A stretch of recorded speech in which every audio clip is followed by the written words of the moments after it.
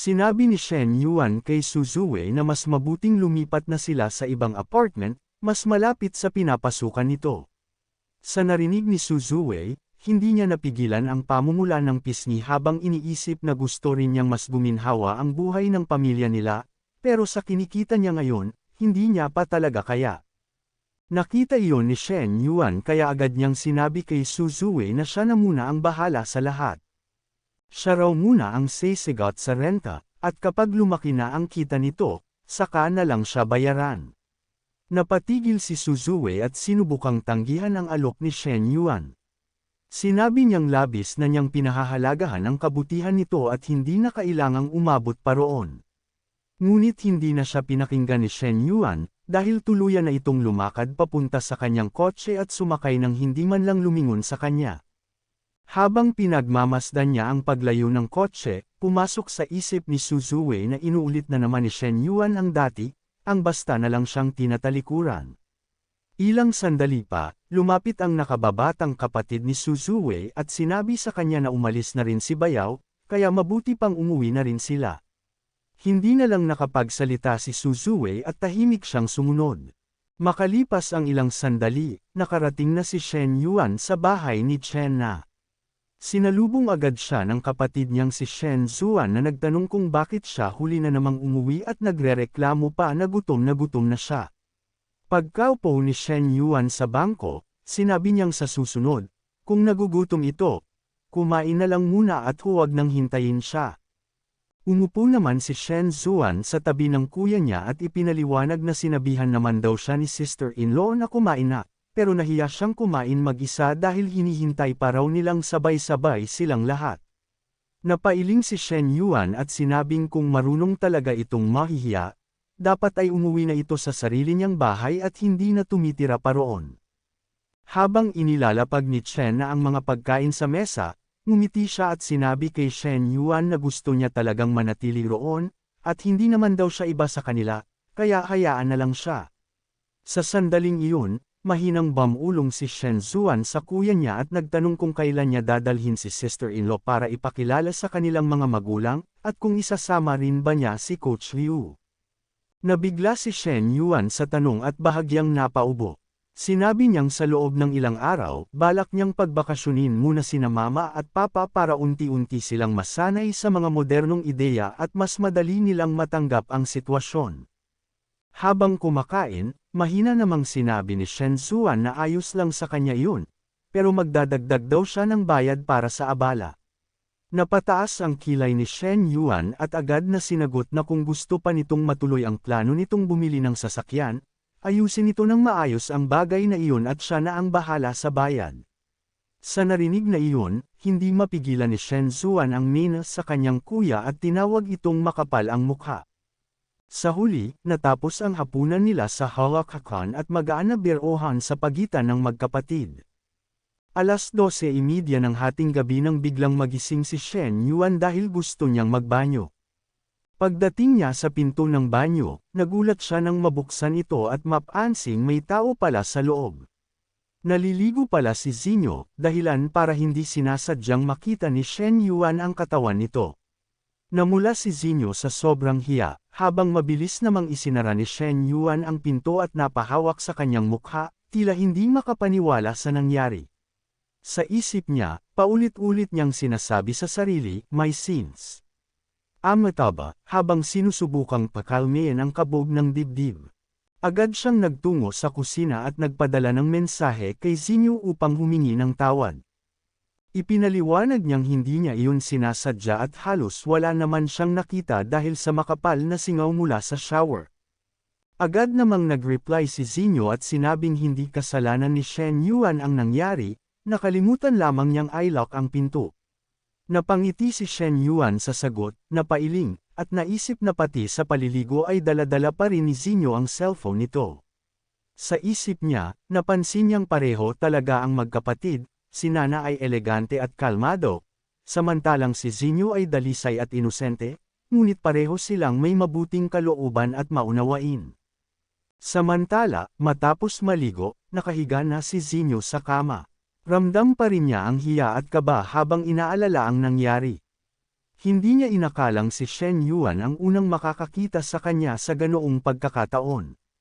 Ngunit sa halip na magalit, may kakaibang damdaming gamulo sa kanyang dibdib, isang hiya na may halong pagkailang at pagkalito. Pinilit niyang kalmehin ang sarili at ipinangako sa isip na magiging mas maingat na siya sa susunod. Kinabukasan, maaga pa lang ay nagsimula na ulit sa pag-eehersisyo si Shen Yuan upang lalo pang palakasin ang kanyang katawan.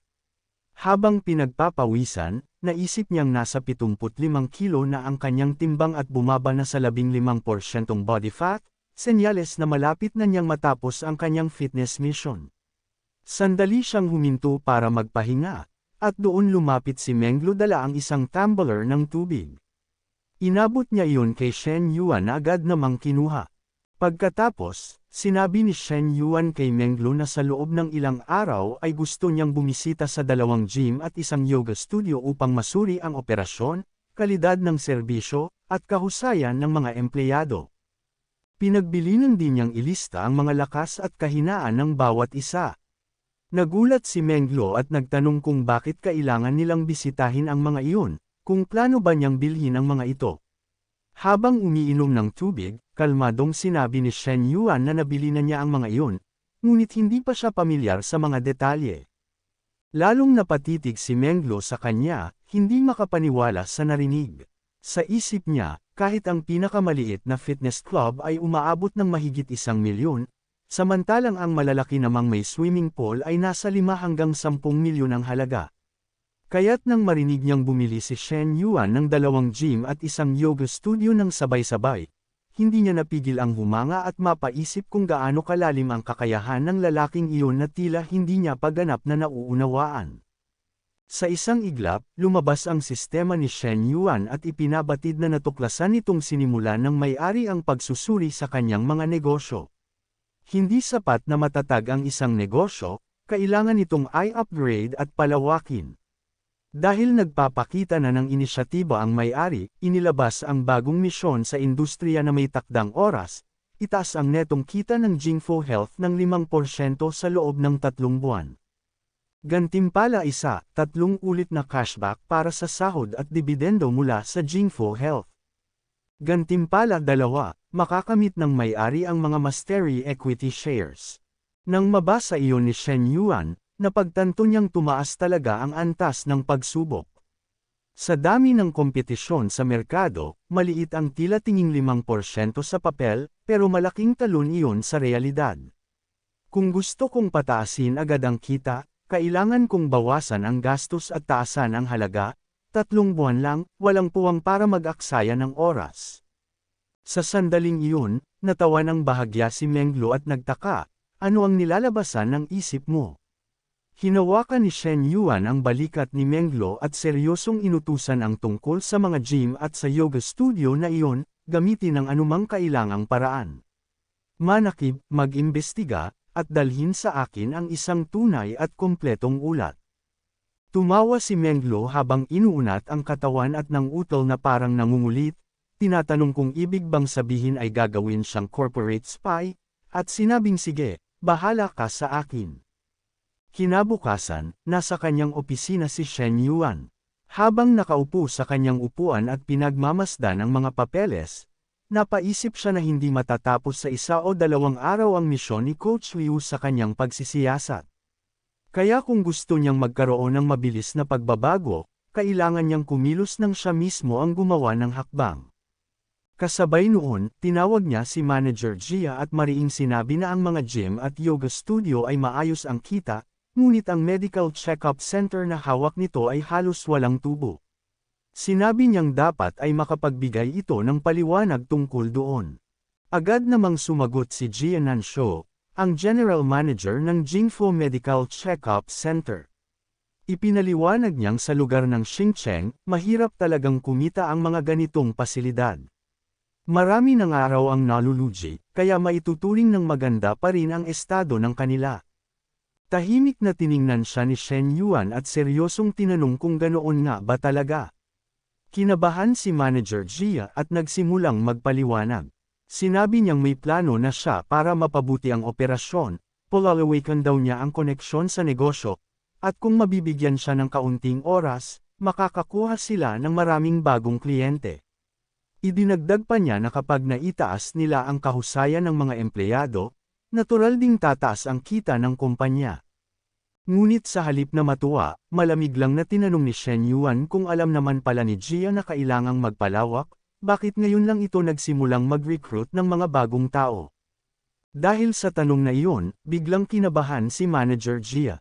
Umamin siyang tama ang puna ni Shen Yuan. Sinabi niyang iyon ay naging pagkukulang niya. Ipinaliwanag niyang dahil sa pag-upgrade ng ilang kagamitan kamakailan, doon niya nailaan ang buong atensyon at nakaligtaan niyang pagtuunan ng pansin ang pagpapalago ng operasyon. Nangako siyang magmumuni-muni at babaguhin ang kanyang prioridad. Ngunit kalmado lang na sinabi ni Shen Yuan na hindi na kailangang magmuni-muni. Tinignan niya ito at binanggit na narinig niyang kukuha ng pagsusulit ang anak nito. Tinanong niya kung aling high school ang tina-target ng anak. Sumagot si Manager Jia na katamtaman lamang ang marka ng kanyang anak at bahala na kung saan ito matatanggap. Tumango si Shen Yuan at sinabing ayos na, maaari na itong umalis. Paglabas ni Manager Jia, sinabi pa nitong maaari siyang tawagan anumang oras. Ngunit habang naglalakad palabas, naisip niya kung bakit biglang tinanong siya ng General Manager tungkol sa kanyang pamilya. Pakiramdam niya ay may kakaiba sa tanong na iyon. Samantala, sa loob ng opisina, napaisip si Shen Yuan. Alam niyang kailangang palitan si Jia Nansho. Nakikita niyang tuso ito, hindi tapat, at mapagkamkam. Marami rin itong kamag-anak sa kumpanya, tanda ng nepotismo, at malamang ay may under-the-table na kita pa. Kaya agad niyang pinindot ang intercom at inutusan ang sekretarya niyang pamaron sa kanyang opisina. Ilang sandali pa, dumating na si Fu Yingqi. Tinanong nito kung bakit siya ipinatatawag ni Shen Yuan. Sinabi ni Shen Yuan na wala namang espesyal, gusto lang niyang malaman kung comfortable na ito sa trabaho. Ngumiti si Fu Yingqi at sinabing maayos naman, unti-unti pa siyang nag-a-adjust pero mabait ang lahat sa kanya. Tumango si Shen Yuan at ipinaliwanag na natural lang iyon dahil walang sinuman sa kumpanya ang mga ngahas na bastyusan siya. Sinabi pa niya na dapat itong mag-adapt agad para ma-assign siya sa mas mataas na posisyon sa lalong madaling panahon. Binigyan niya ito ng babala na magtrabaho ng mabuti dahil makalipas ang 2 buwan, bibigyan niya ito ng sasakyang nagkakahalaga ng 200,000 yuan. Sa narinig na iyon, labis ang tuwa ni Fu Yingqi. Mabilis siyang nagtanong kung totoo ba ang sinabi nito. Kalma lang na tinugon ni Shen Yuan na sa tingin ba niya, manloloko siya. Dahil doon, kumislap ang mga mata ni Fu Yingqi sa sobrang saya. Masigla niyang sinabi na napakabuti talaga ng puso ni Shen Yuan. Kasabay noon, ipinaabot niya rin ang tungkol sa proyekto ng paaralan, bukod kay Lu Zinyo. Ang 4 pang babae ay wala pa ring natatanggap na pondo, at halos araw-araw na siyang tinatanong ng mga ito tungkol dito. Ngumiti lamang si Shen Yuan at sinabing huwag muna madaliin. Ipagpaliban na muna iyon. Habang nakasandal sa kanyang upuan, sumagi sa isip niya ang imahe ng mga babaeng nakapaligid sa kanya. Napangiti siya at naisip na may mga bagay na hindi pwedeng apurahin, kailangan itong dahan-dahanin. Kahit sa pagbuo ng isang grupo ng mga alila, kailangang isa-isang rekrutuhin, hindi minamadali ang proseso.